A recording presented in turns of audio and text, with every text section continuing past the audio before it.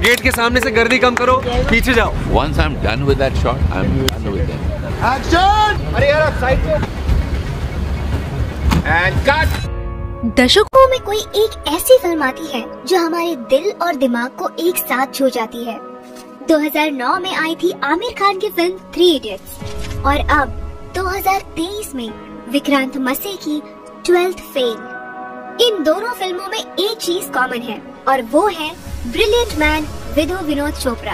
12th fail movie को उन्होंने इतनी ऑथेंटिसिटी के साथ बनाया है कि इसे देखने के बाद हर कोई अपने आप से रिलेट कर पा रहा है। तो चलिए देखते हैं इस must watch movie 12th fail के कुछ बिहाइंड द सीन्स और जानते हैं कि आखिर कौन कौन से लोकेशंस पर इस मूवी को शूट किया गया है। साथ ही जानेंगे कि इस फिल्म की ऑथेंटिसिटी को मेंटेन करने के लिए मेकर्स को क्या क्या फेल एक रियल लाइफ स्टोरी है जो कि बेस्ड है मनोज कुमार शर्मा पर, जिन्होंने अत्यधिक गरीब परिस्थितियों के बावजूद one of the most difficult exam crack किया और IPS ऑफिसर बने। इस मूवी की स्टोरी राइटर्स ने अनुराग पाठक जी की लिखी हुई बुक 12th फेल से ली है। Transformation of Vikrant into Manoj. Vikrant मसे ने जिस परफेक्शन के साथ मनोज कुमार शर्मा के इस कैरेक्टर को प्ले किया है वो शायद ही कोई और कर पाता। उस रोल के लिए उन्हें काफी मेहनत करनी पड़ी। एक्चुअल शूट शुरू होने से पहले ही डायरेक्टर विधु चोपड़ा विक्रांत मसे और मूवी के कुछ क्रू मेंबर्स के साथ इस गांव में आए थे। ये मध्य प्रदेश का रेहा विलेज है जो कि चंबल एरिया के पास है और यहीं पर इस मूवी के सारे गांव वाले सीन्स शूट हुए थे। मनोज का ये गांव वाला लुक जो हमें इतना परफेक्ट दिखता है, आपको ये जानकर हैरानी होगी कि इसके लिए विक्रांत ने किसी भी तरह का मेकअप नहीं किया था। वो हर रोज घंटों सिर्फ बनियान पहनकर धूप में बैठा करते थे और इसी तरीके से उन्होंने नेचुरली खुद को टैन कर लिया था just to achieve that perfect look.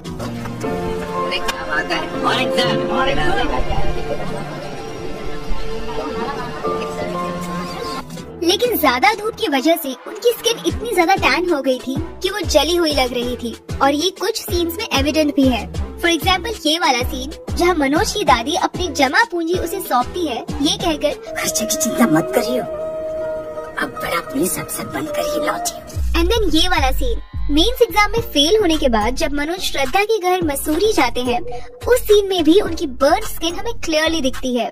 इसे वो लोग मेकअप से कवर डेफिनेटली कर सकते थे, लेकिन विक्रांत ने कहा कि इसे एज इट इज रहने देते हैं क्योंकि उस सीन में मनोज लो और अंडर कॉन्फिडेंट फील कर रहे थे because of his failure in the exam और विक्रांत भी उस वक्त बर्न स्किन की वजह से कुछ वैसा ही फील कर रहे थे।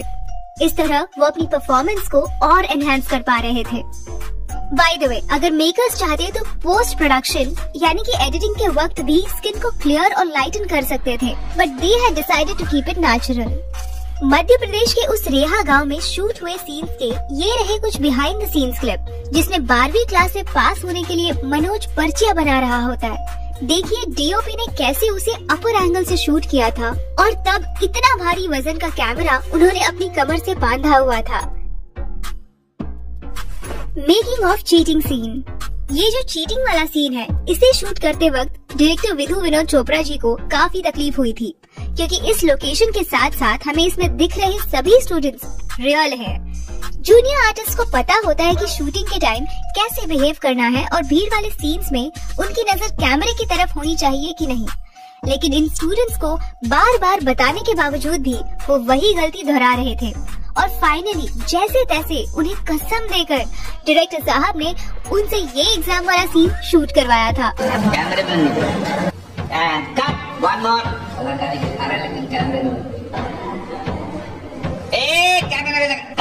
सारे लोग बोलो कसम खाओ पहले सब लोग ऐसा हाथ रख के कैसे कसम खाता तुम इधर रख के बोलो मैं कसम खाता हूँ मैं कैमरे में नहीं देखूंगा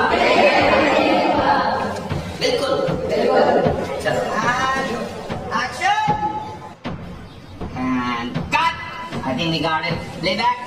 सब लोग बहुत अच्छा कर रहे हैं, बहुत अच्छा हंसे तुम लोग। Thank you, very good.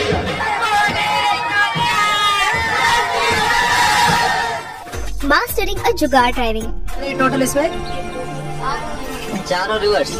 ये जो सवारी थी उसे गांव वाले लोग जुगाड़ कहते हैं क्योंकि इसे किसी कंपनी में नहीं बल्कि गांव के किसी बुद्धिमान आदमी ने लिमिटेड रिसोर्सेज से जुगाड़ करके बनाया होता है। इन जुगाड़ू चीजों को चलाना भी उतना ही मुश्किल होता है जितना इसका इनोवेशन। घर के खर्चे निकालने के लिए मनोज और उसका भाई इस जुगाड़ को चलाते हैं।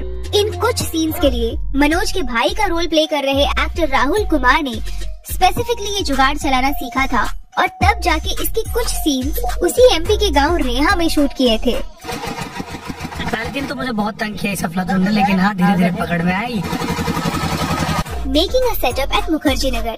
जब मनोज अपने नए नवेले दोस्त पांडे के साथ आईपीएस बनने दिल्ली आता है, तब वो वहाँ लगे हुए सब कोचिंग के एडवर्टाइजमेंट्स वाले ढेर सारे बैनर्स और पोस्टर्स देखता है।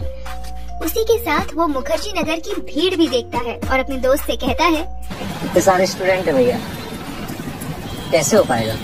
वेल, ये सब जो बैनर्स वहाँ लगे हुए हैं वो मूवी के प्रोडक्शन डिजाइनर टीम की ही बनाई हुई है। इस सीन को दिल्ली के मुखर्जी नगर में ही शूट किया गया था, जिसे यूपीएससी एस्पिरेंट्स का हब भी कहा जाता है।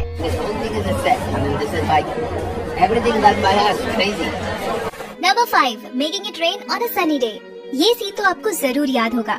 श्रद्धा की इस कोचिंग क्लास में मनोज से मुलाकात होने के बाद कुछ दिनों बाद वो उसे ढूंढते हुए विद्या वाचनालय आती है। यहाँ इस सीन की रिक्वायरमेंट थी बारिश का मौसम, मगर शूटिंग के दिनों में यहाँ तेज धूप पड़ रही थी। इस सीन के लिए टीम ने 2 रेन मशीन्स का यूज किया था और जब श्रद्धा इस लाइब्रेरी में एंटर हो रही थी, तब हम देख सकते हैं कि उस सीन को कैसे शूट किया जा रहा है।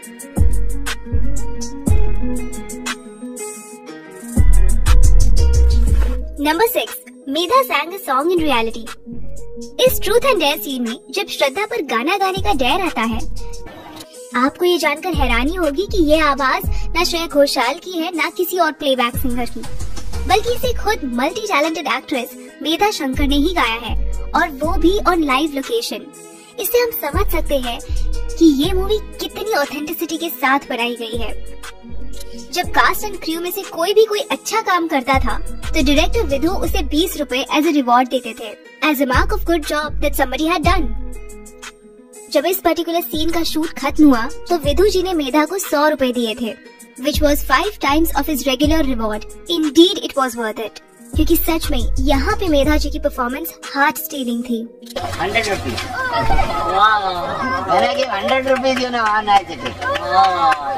ये सीन दिल्ली के दिल्ली हाट इस रियल लोकेशन पर शूट हुआ था।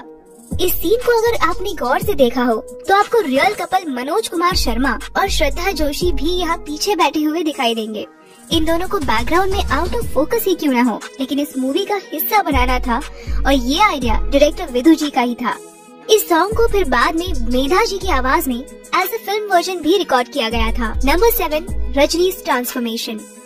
फिल्म के सभी कैरेक्टर्स की स्क्रिप्ट के अकॉर्डिंग एजिंग की जा रही थी और उनके लुक चेंज किए जा रहे थे, लेकिन जब मनोज की छोटी बहन रजनी की बात आई तो उसे छोटा बड़ा कैसे दिखाया जाए, ये चैलेंज मेकर्स के सामने था।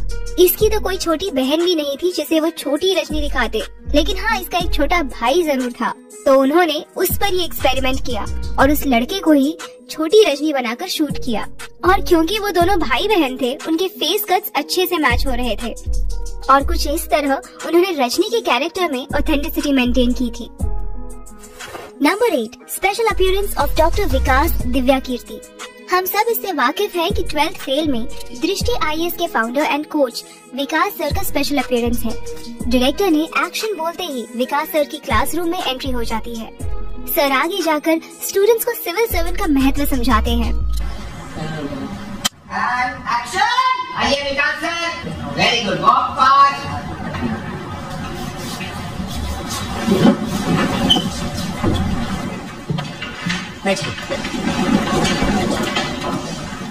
आईएएस बनना बड़ी बात नहीं है।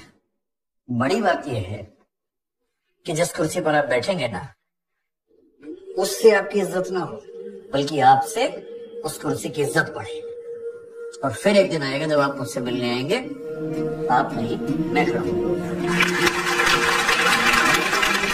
जब ये शॉट फाइनलाइज हुआ तो डायरेक्टर विधु जी ने विकास सर को गले लगाया और उन्होंने इसके बारे में क्या कहा, सुनिए। I've been making movies for 50 years now, but this is one of the best crowd scenes I've handled. I am so worried about the looks, and none of you look at the camera. So hats off to you.